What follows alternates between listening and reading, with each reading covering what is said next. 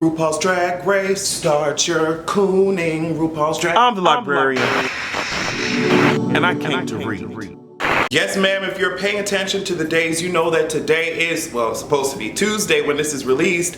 And that means that we have another episode up on fortheculturepodcast.com. So what I want you to do is after you get through this video, you know, after you see me looking like Barney and shit, I want you to go over to fortheculturepodcast.com and get your life. Okay, there's no way around it. Get your life. Also, I want to put this picture up. I have finally bought a game system. Okay, now I grew up on PlayStation, so I decided, you know what, I'm gonna get a PlayStation 4. It was a lot of goddamn money, bitch. No shade. So at this point in time, I could only purchase 2 games. Those 2 games were Call of Duty World War II and Injustice 2. So I want you guys to add me. My PSN is Adrian Expression. Go ahead and add me. Bitch, we have a lot of things to talk about, so let's just dive into it. First, I wanted to talk about Miss Beyonce.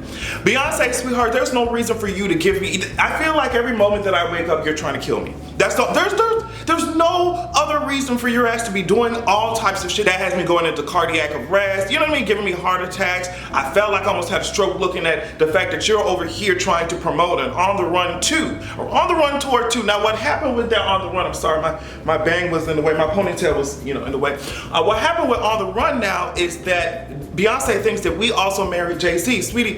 Sweetheart, you're the one who has to deal with him. You should not be putting that shit on us. Don't put that shit on us, girl. I didn't ask for this marriage.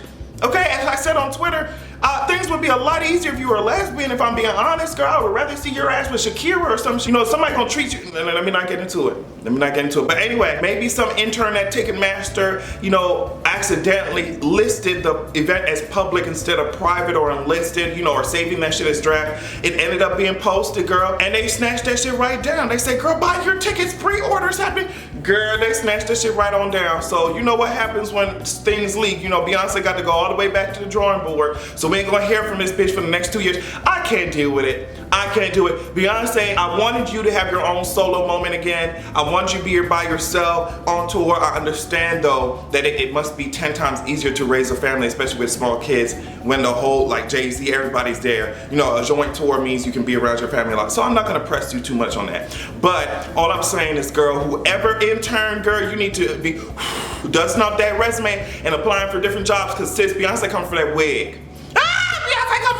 Imagine being a person that accidentally put that shit out, girl. Like, girl, you fucked it up, sis, but we gonna let this shit slide. Imagine that shit. You fucking released Beyonce's tour before she even knew this shit was approved. Nope, I couldn't do it. I would fall out at Red Lobster. Before I get into the other topics of this video, I wanted to go ahead and speak about Miss RuPaul. Now, if you guys, hopefully you remember, because a couple of videos ago, I'm not sure if it was the last video or the video before that one, but I did end up telling you guys why a lot of times I have a problem with Oprah, with RuPaul, with a lot of these people. To me, what it looks like is that instead of fucking up the system, as I said, instead of achieving a level of success to where you can rewrite the system, they're trying to play within the rules of it. Now, for somebody like RuPaul, to me, y'all can correct me if I'm wrong in the comments, but to me, RuPaul gives me a certain play it safe type of black gay. I mean, I'm sure you've met them in your lifetime, okay? He gives me a certain play it safe, kiss their asses so I'll be accepted by the public.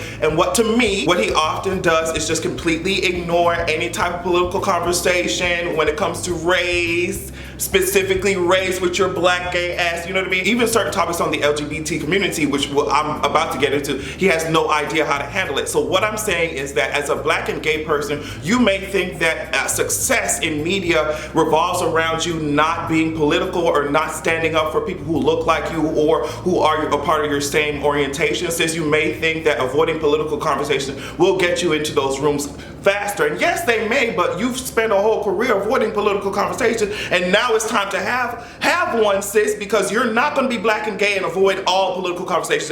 It's not going to happen. So now it's time for your ass to have a political conversation after you spend your whole career ignoring it, and now we see what you know, and now we see what you don't know. You see what I'm saying? So RuPaul went up and said, girl, I would prefer not to allow anybody who's transgender, who fully transitioned into the competition.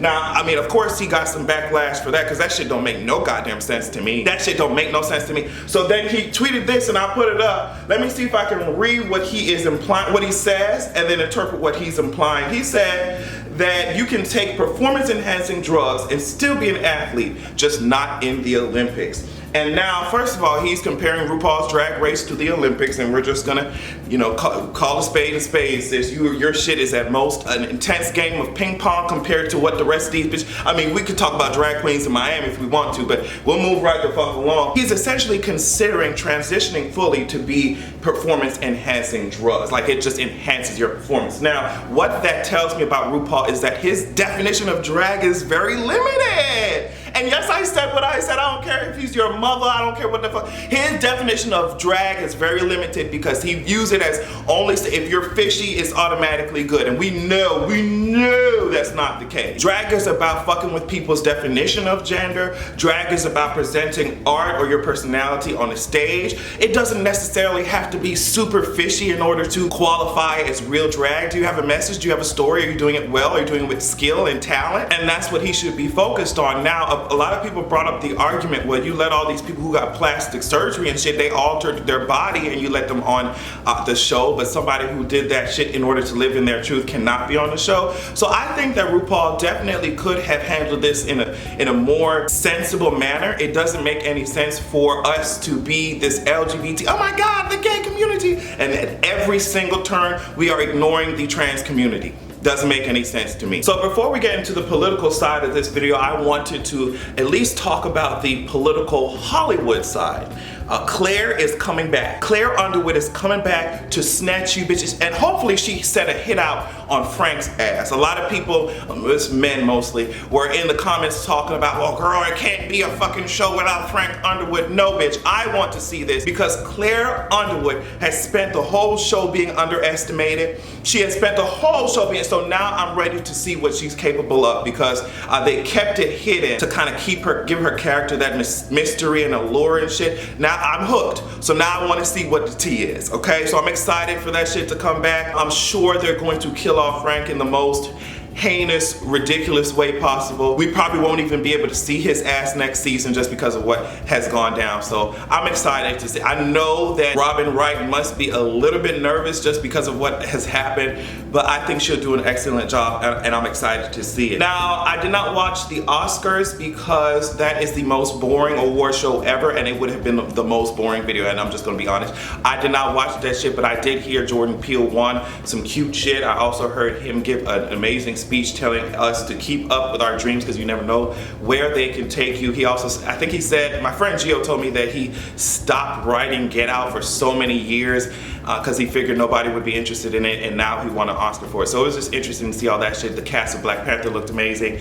Those were the only things I really paid attention to. There were a lot, I'm sure there were a lot of white people getting up there, standing up for causes that their asses didn't give a shit about until the night before the event. So I'm sure you'll tell me all about that in my comment section, but I did not watch those mayonnaise awards. I couldn't. So the state of Florida, the Senate has rejected, after a shooting went down in their own motherfucking state. The state said, girl, no man, we're not gonna have bans on assault weapons, and I said, okay girl, all right sis, but then y'all fucking voted to arm teachers at the same time, so I'm not understanding. Instead of just trying to nip the fucking problem in the bud, take care of the situation at the source. Y'all want to go ahead and introduce some more guns and introduce more bullets into the school system. And I already went, a couple videos ago, I already went down the list and told y'all why that was a bad idea, from crazy ass teachers to the guns being turned on the school itself to the police trying to de-escalate a situation and not knowing which one is the good guy, which one is the bad guy. I already went through, I already laid it out. But the fact that instead of trying to approach this gun issue with some type of sense and logic and with some type of strategy, y'all decide to say, nah bitch, just give them more guns and tell them to shut the fuck up. I mean, I seen there were firms out here, companies out here creating what, bulletproof backpacks or bulletproof like slates that you could put in your backpack and shit. It's just like, damn sis, let's just solve the two issues. The two issues that we have, as I said, are America. We have a culture of violence and we have super easy access to fucking guns and crazy ass weapons of war. So it's just interesting to see Florida's priorities, and I mean, I lived there for so long. I've seen all the fucking bullshit that has happened in the headlines. I know what the tea is when it comes to Florida, okay? I'm glad to be out that bitch. Sis, I didn't realize I saved the best for last, but Sam, what the fuck, how you say it? Sam Nunberg? Girl, this shit has been a natural and national disaster. Sam Nunberg, he went onto any news station that would have him in order to blow a fuse. And I mean, I think it was 10 fuses that were blown by the end of the goddamn day, sis. Mueller sent his ass a subpoena. Now, Sam Nunberg is a fucking Trump aide. I think they got fired in 2015. I don't know. He's a Trump aide and he got let go, but he's always been a very vocal part of the administration regardless of that fact. So now he's been subpoenaed by Mueller, and Mueller said, hey sis, I want to see some emails that you had since 2015, and you have 80 hours to complete this shit. I need every email since 2015 that you, I think, exchanged with Robert, somebody named Stone. And but if you look at a lot of the things that he was saying, it was just, his privilege started to show a little bit. He was not used to, oh my God, I say something and these bitches, like I'm the government. I'm supposed to be I work for the government. I worked in DC. I'm supposed to be in charge of this shit. How dare, no bitch, if I don't want to go back and go through those emails, I don't have to, sis, because y'all, how dare you, girl? And then the news anchors were just like, girl, are you worried about being, locked the fuck up? Because sis, they can come get your ass if you decide not to cooperate. He's like, ha ha ha, I think that would be so funny. How dare, I wish they would try it, bitch, they're gonna try it. That's what every news anchor was just like, girl, they're gonna try. I feel like in some interviews he was damn near asking for legal advice, like, girl, could they really do this shit to me? Yes, girl, they can. And they're coming for the emails too, so it don't make no sense. Like, sis, even if you decide not to cooperate with their ass, they're just gonna go in your shit and look for the shit and find it. We're going to, so it's just like, it's a courtesy call, sis, like, girls, just hand it over, we're gonna take it and lock you up. So he went on there and it literally, honestly, I think Mueller did this shit to show, like, girl, you think that you have all of these staffers, Trump, who will be down for your ass, like this is some type of mafia or mob or gang or some type of shit like that, girl. I also have some staffers who I can put pressure on and they will blow their gut. I mean, he was talking so much. He was like, yeah, girl, I think they have something on Donald Trump, girl. I think they were trying that shit based on the question that they were asking me, says it seems like there's something really fishy going on. And it's just like, girl, so you understand that fact, but you can't understand the fact that we know that there's something fucking going on and we want to see what's going on. And so we're asking for your emails. And now you're just like, oh, well, girl, I don't want to do that shit. It makes you look crazy as fuck. It makes you look also suspicious. That's what they were trying to say. To me, that person who literally went on interview after interview to do even more destruction than he did in the interview before, to me, that looks like someone who's freaking out. It looks like someone who's panicking. Maybe he doesn't even know if there's dirt in his emails, but bitch, he might think that maybe there's something there that incriminates him.